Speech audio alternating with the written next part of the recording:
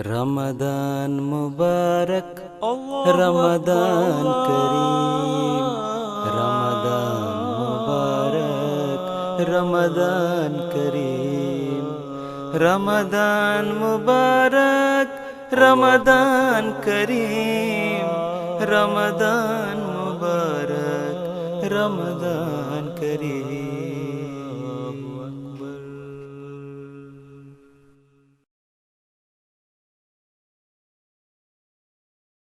بسم الله الرحمن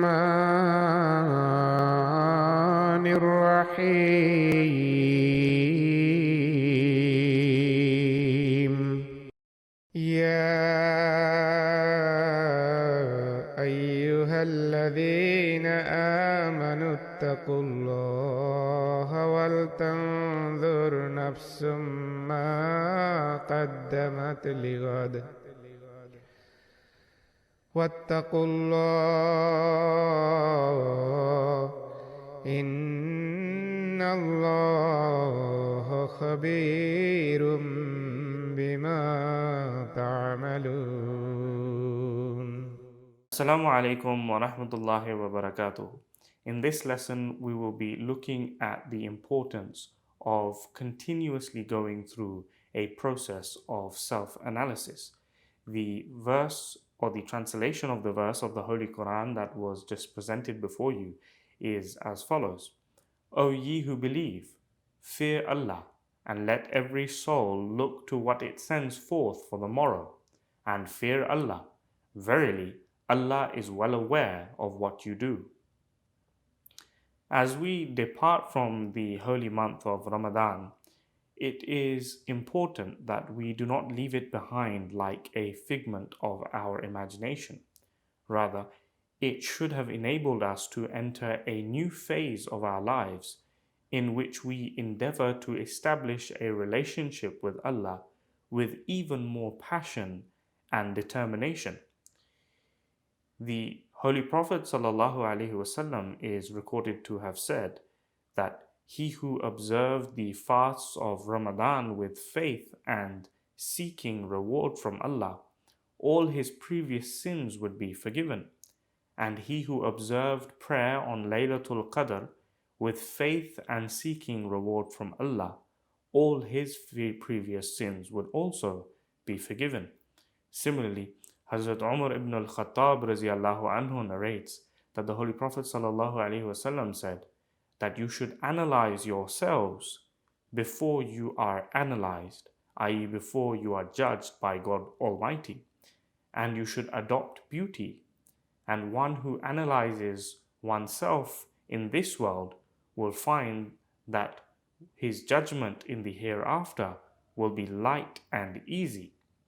The second caliph of the promised Messiah alayhi salatu wasalam, Hazrat Mirza Bashiruddin Mahmud Ahmad radiallahu anhu, he states, instead of one analyzing one's deeds after a year or 6 or 4 or even 1 month, one should highlight the commandments and prohibitions in the Holy Quran and make a conviction to recite a portion of the Holy Quran daily and make a conscious effort to not recite like a parrot.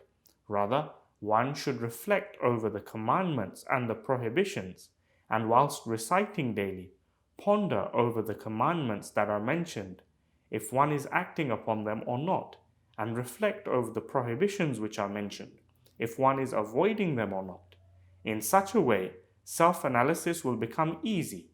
When someone builds a house, they get it surveyed by an engineer or someone of experience, so that nothing is left out and the building is complete.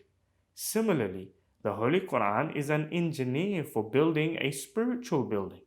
It should be consulted for the requirements of fulfilling one's faith, and for this, the proper way is to reflect over the commandments and prohibitions in the Quran and see if our deeds are in accordance or not. This is such a practice that anyone who makes an effort can easily do.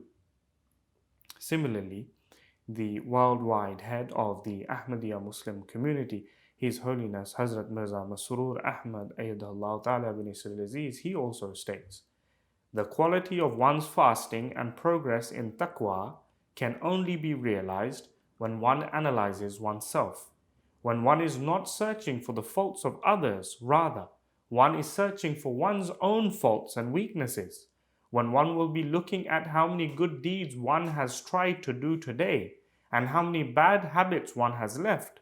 What good deed have I not done and or was not able to do? Which good deeds do I need to try and adopt? Thus, if every individual were to try and adopt a few good deeds and leave off a few bad deeds and remain resolved in this, then you will be considered to have benefited from a great deal of blessings in Ramadan. Now, that's all we have time for today.